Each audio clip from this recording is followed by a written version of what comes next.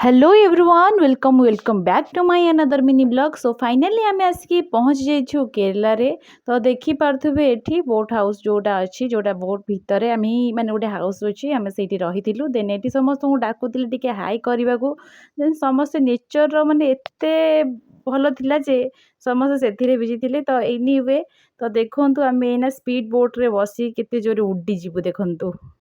तो देखिपे केरलार माने नेचरटा एमती थिला देन आम कि समय पानी भितर रही तो देखु यही टाइप ही आम एंजॉयमेंट थिला। देन से बोट स्पीड बोट भितर भी बहुत जोरे म्यूजिक बजला तो एंजॉय आम कर देखु।